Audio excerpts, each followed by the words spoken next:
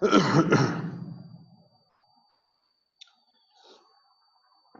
अब हम आपके साथ आज की क्लास में अपना न्यू चैप्टर स्टार्ट कर रहे हैं और हमारा न्यू चैप्टर है with the name of absorption and marginal costing.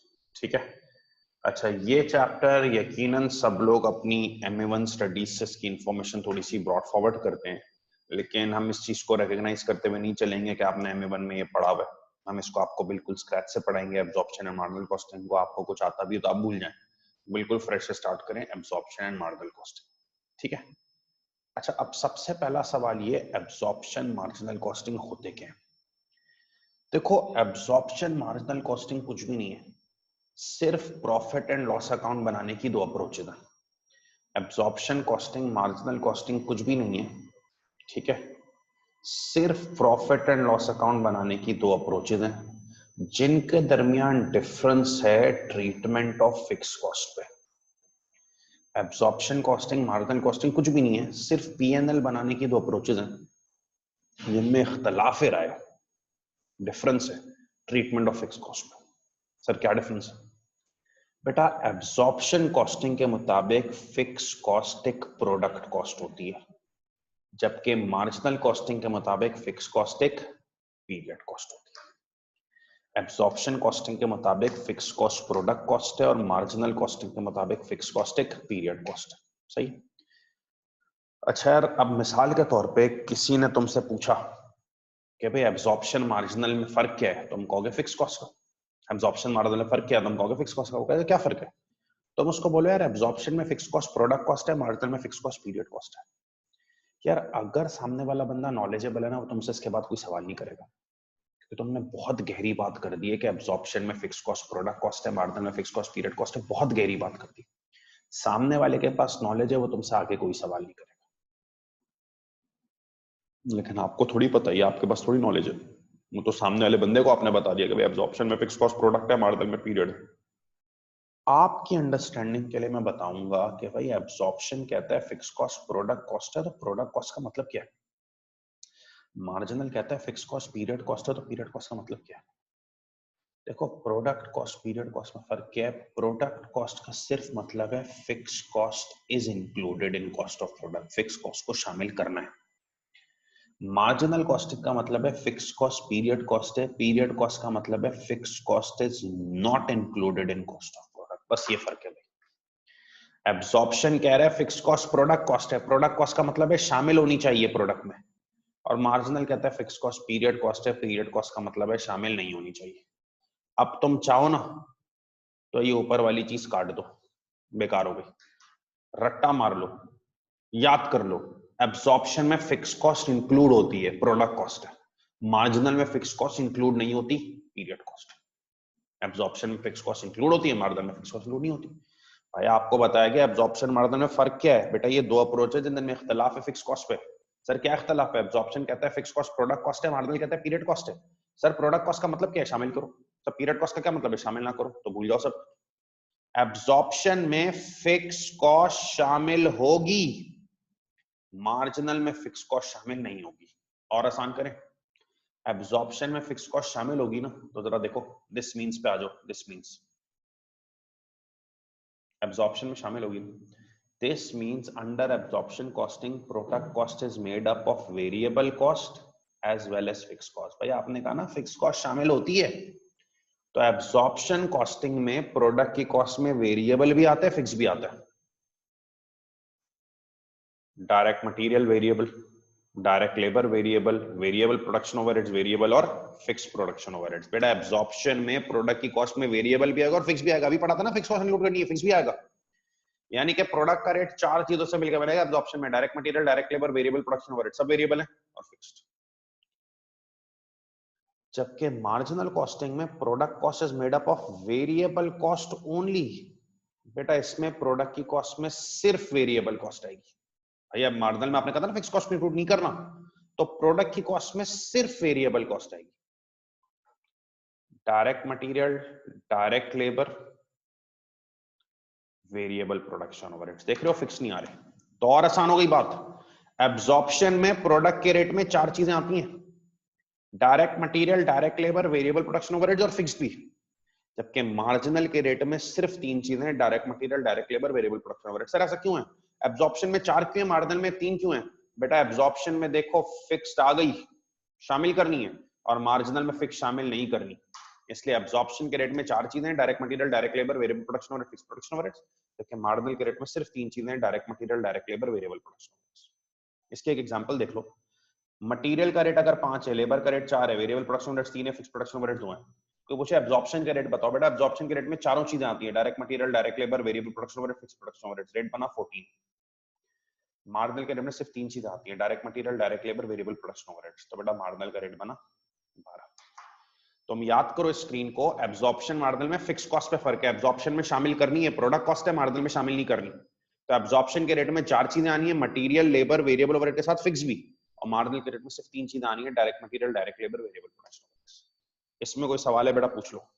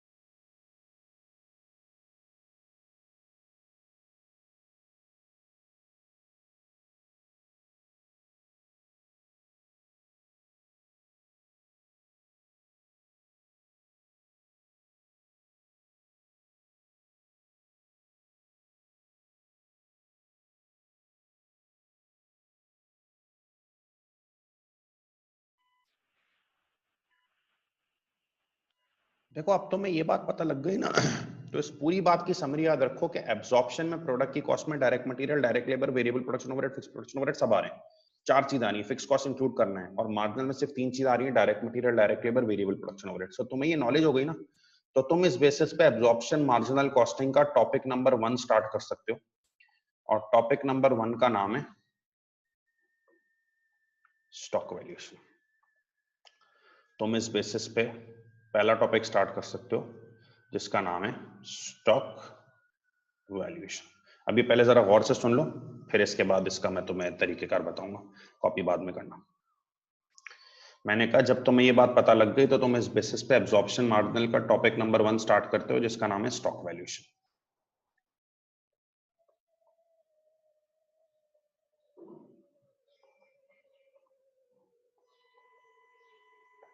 Copy बाद में करना।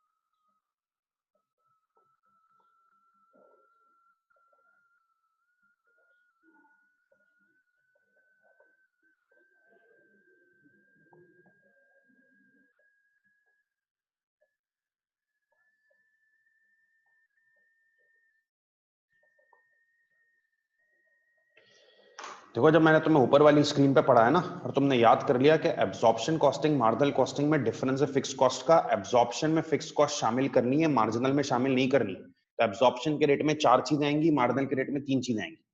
तो अब तुम पहला टॉपिक इसकी बेसिस पे स्टार्ट कर सकते हो एब्जॉर्प्शन मार्जिनल का, जिस टॉपिक का नाम है स्टॉक वैल्यूएशन। अब ये क्या है भाई स्टॉक वैल्यूएशन का टॉपिक, सुनो। A company had 400 units in stock, 400 unit stock में पड़े हुए, 800 units were produced and 1000 units sold.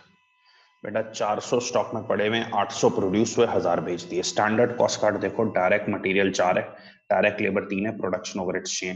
Direct material 4, direct labour 3 और प्रोडक्शन ओवरहेड्स 6। कह रहा है 1/3 of production overheads are fix. Production overheads का 1/3 फिक्स्ड है, तो जरा चेक करो प्रोडक्शन ओवरहेड्स का 1/3 2 बना, ये फिक्स्ड है। प्रोडक्शन ओवरहेड्स का 1/3 फिक्स्ड है 2, तो बेटा 2 फिक्स्ड है, तो बाकी 4 क्या हुआ, वेरिएबल। मैंने कुछ किया नहीं है, मैंने बस 6 को 2 हिस्सों में तोड़ दिया है, 4 और 2।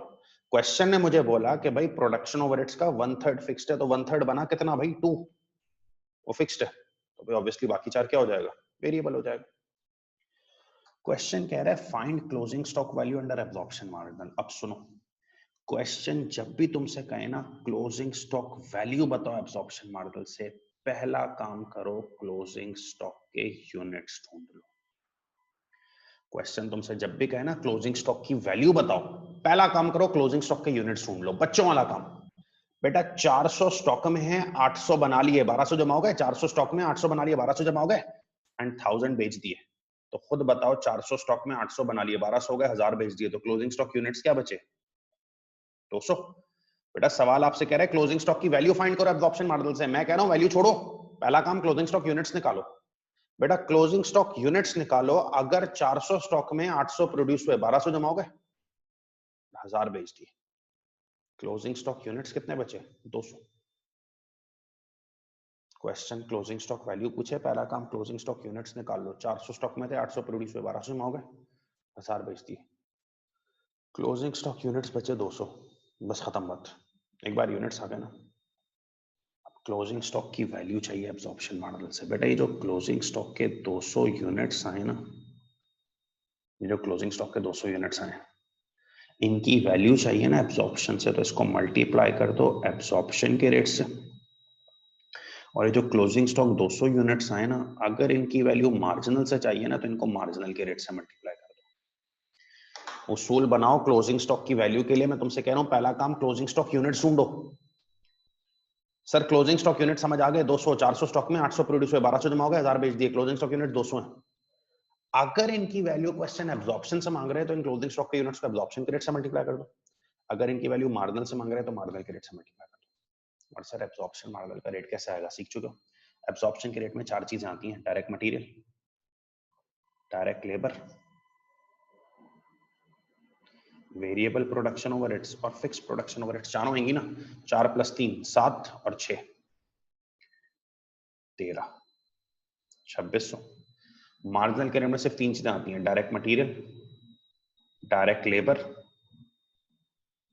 और वेरिएबल प्रोडक्शन ओवरहेड। फिक्स नहीं आएंगे, ठीक है। तो 4 3 7 और 4 11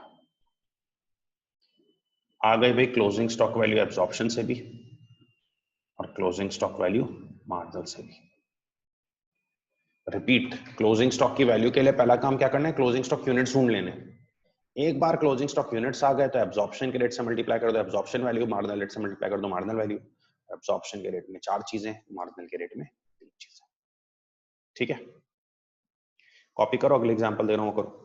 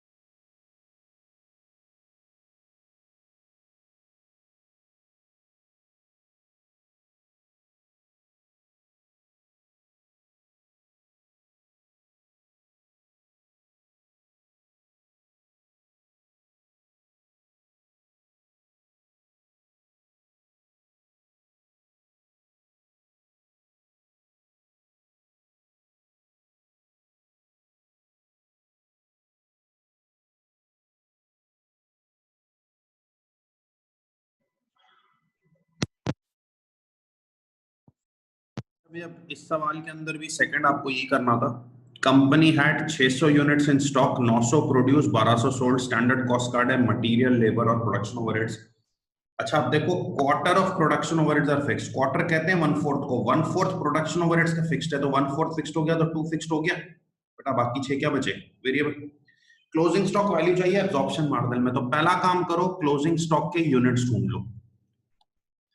600 स्टॉक में 900 प्रोड्यूस हुए, 1500 जमा हो गए और 1200 निकाल दिए, तो क्लोजिंग स्टॉक यूनिट्स क्या बचे? 300।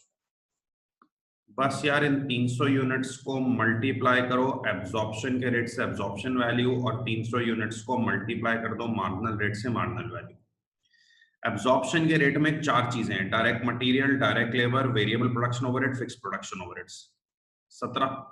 और मार्जिनल के रेट में 3 चीजें हैं, डायरेक्ट मटेरियल, डायरेक्ट लेबर और वेरिएबल प्रोडक्शन ओवरहेड्स, 15, 5100 और 40। ठीक है जी, कोई सवाल है तो पूछ लें। आज हम क्लास यहीं तक रखेंगे, बाकी नेक्स्ट मीटिंग में अपनी फर्दर डिस्कशन करेंगे। ठीक है।